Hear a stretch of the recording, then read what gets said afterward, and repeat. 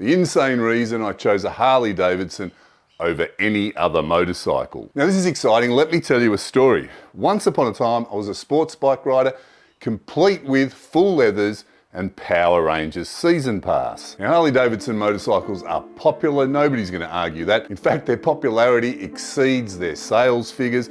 Even non-motorcyclists can appreciate Harleys. Now what's interesting is the riders of other motorcycle brands are always dumping their verbal diarrhea on Harleys. They don't appreciate, they don't understand, maybe they don't even comprehend why we've picked Harley Davidsons over other brands. They think we're insane. Maybe we are. So here are 5, you have to be insane reasons to choose a Harley Davidson over any other brand of motorcycle. So let's be serious in this video and we'll do the most important reason first. Now the number 1 reason is I want to be tough. Arnold was tough. Did you see the way he cleaned up the bar in the documentary about Terminators?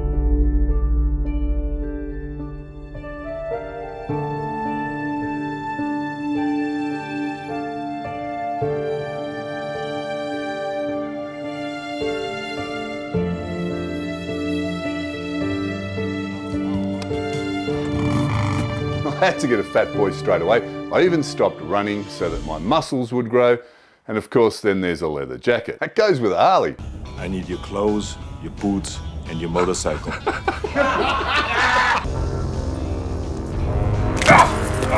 It's cooler if you steal one like Arnold did, but I was still on a sports bike, not tough enough yet. I had to buy one. Now here in Australia, we've got to wear helmets, so I got an illegal one instead. That's tough. Check out the photo. I used to be so tough, I didn't even need to buy a black Harley. And why else would you get a Harley other than to be tough? Men live in a world of implied violence. Being tough helps. Even being weak and looking tough, appearing tough, helps a lot. Pretend like you're gonna break a pool stick over somebody's head. No, wait a second. What? First, pretend like you're blocking a beer bottle from hitting your head, and then swing the pool stick.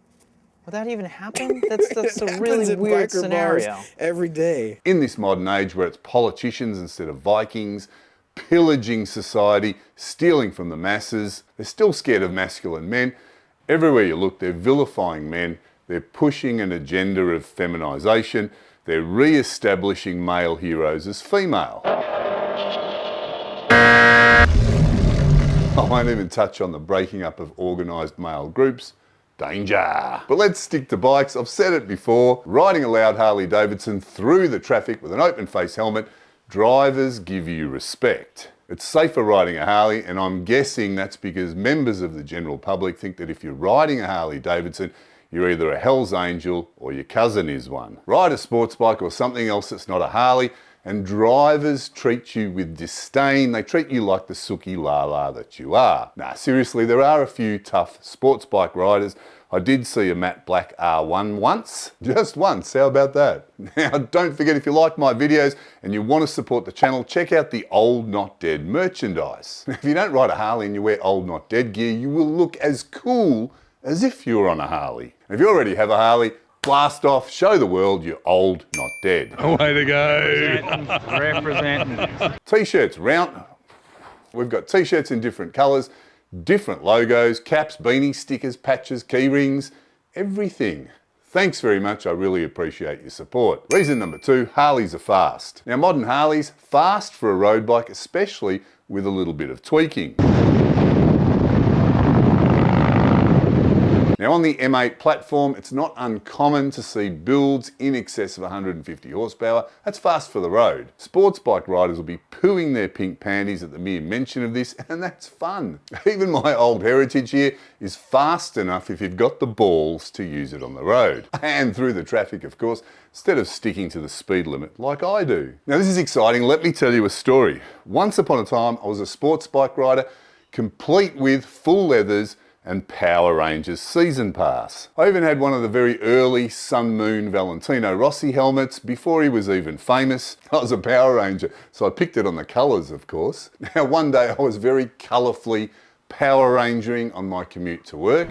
I was young, I was fast, I thought I was the king of the road on my lime green Kawasaki Mean Machine. The problem was, Every morning I'd see this 1%er on his Harley splitting the traffic way faster than I could. He was a crusty old dude, I won't mention his club, but it wasn't one of the ones with the shiny colours that you see today. This guy looked like you'd shake him a little bit and dust and dirt would fall off him. He looked like he hadn't washed in a century.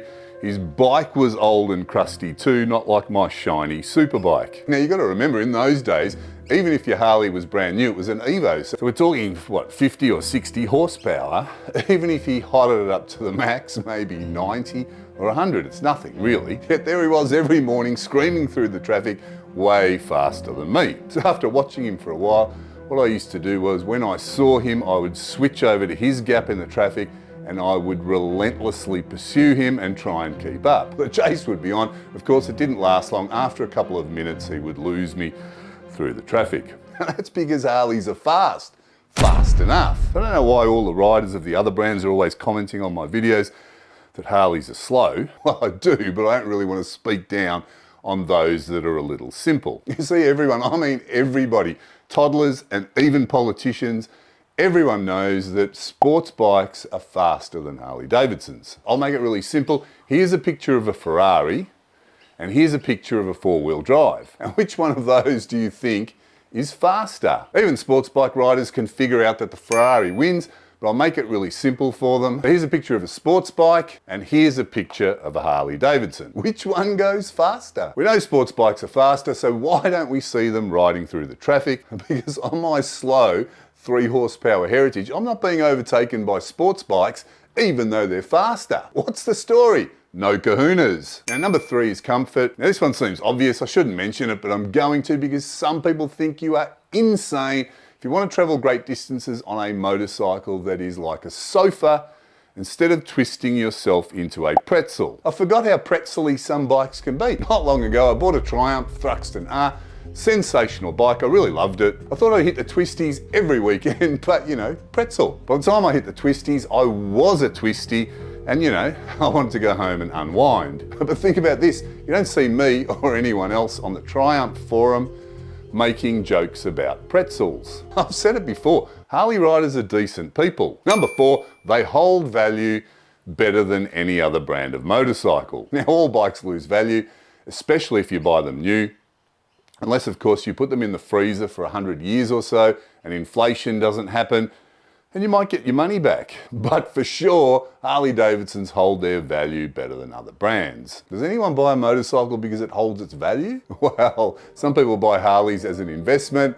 I think they're crazy. I doubt very much they're going to make any money on it, unless you do the 100-year freezer thing. Now, many people buy Harley Davidson as a trophy or as a mark of an achievement. You know what I mean? I always wanted to own a Harley ever since I was a kid. Now I'm the proud owner of a thingamajig business. We're going really well. I've bought myself a Harley Davidson to put in the lounge room or to put in the man cave as a trophy, as a sign, as a mark of my achievement in life.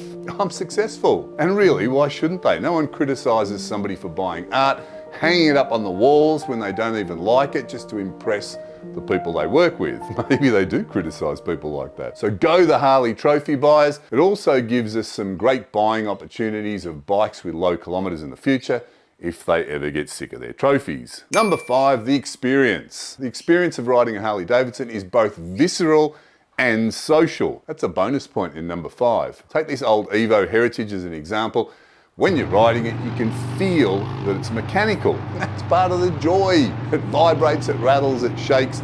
It doesn't stop very well, but that's why it's fun. That's what I like about it. It's got character. And because it feels like I'm more immersed in the experience, it feels like more fun. And fun is what makes the social side of Harley Davidsons so enjoyable. There's always someone to talk to with a common interest whenever you stop at the local shops, whenever you go to a Harley dealer or any other motorcycle shop. And of course, there are the social groups and social organised rides. You got to remember, as people, we are social animals, mixing with other people, socialising, being in contact with other people.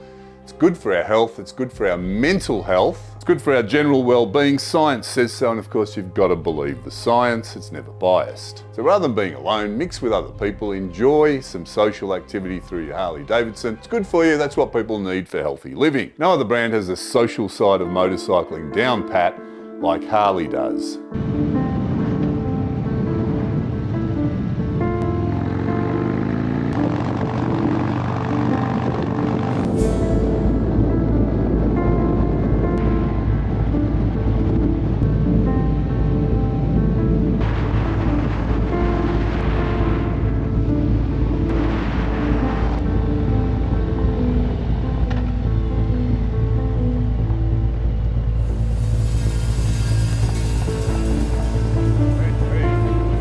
check out this bike because you don't see many of these around.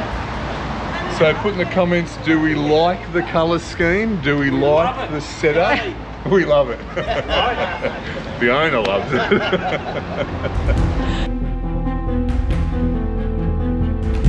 The reason I'm sitting on this bike is because the owner said it's uncomfortable, but I think it's absolutely very comfortable. I don't know why he thinks it's... Why do you think it's uncomfortable? Because I'm a short ass and you're about 8 feet tall. He says he's short, but he doesn't look short to me. But he must be shorter than me. But this is very comfortable. You are sitting up really high. It's pretty cool, really.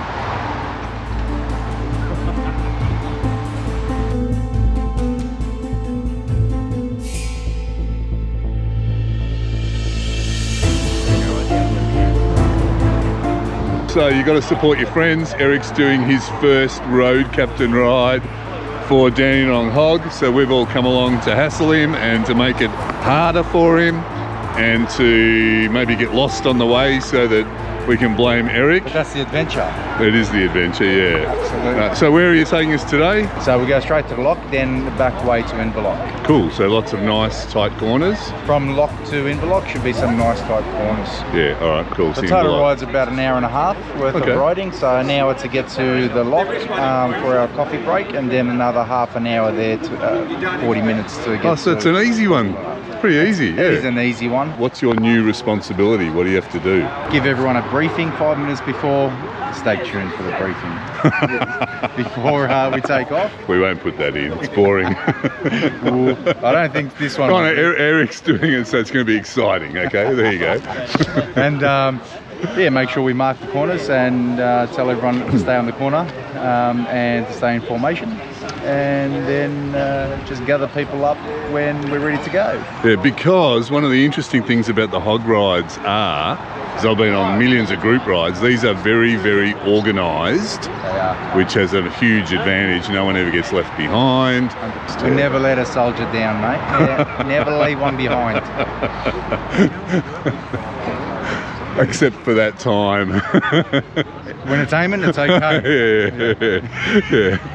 Tail and Charlie's, we've got Wes today as our Tail and Charlie and Jeff until we get to lock. Alright, let's make it fun. Let's go. Get stuck in. Fueled up, please. Dave, please. Make sure you got fuel. Just filmed a bit of Eric's speech to make him feel good.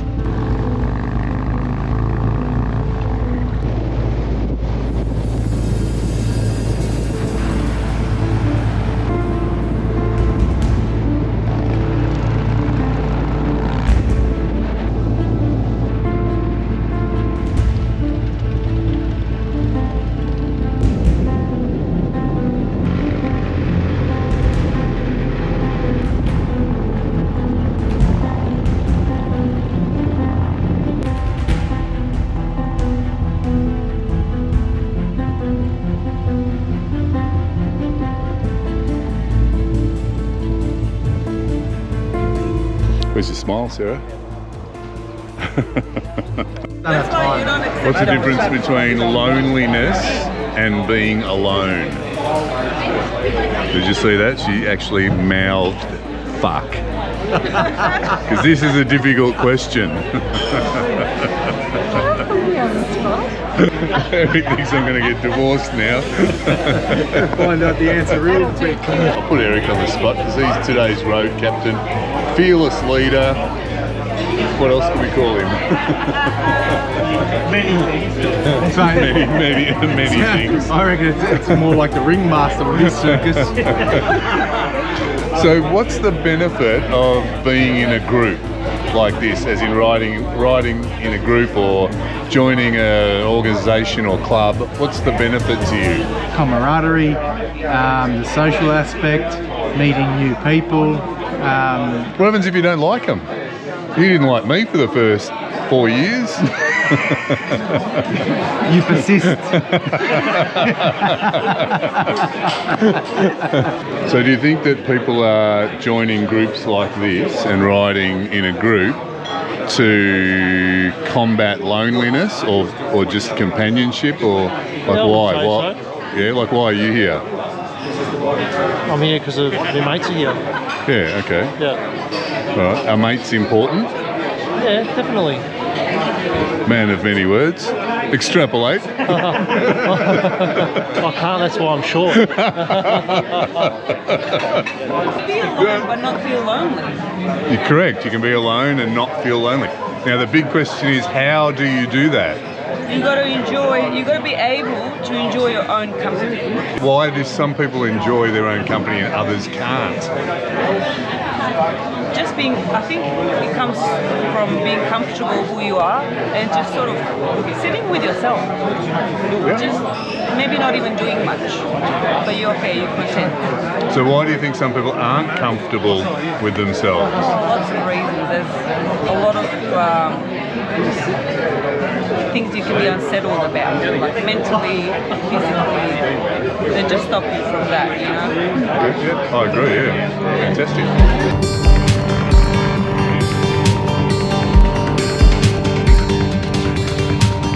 Where there's sunshine, there is rain. Where there are faces, there is pain. Lift the sky, go further, push through. Now when you're on a ride and you see a butcher's shop and a big sign like this, you've really got to stop and try it, don't you, Sarah? So let's buy some meat. And when they have cute sausages like this. She likes cute sausages. Did you hear that? No, Mystery bag, what's in it?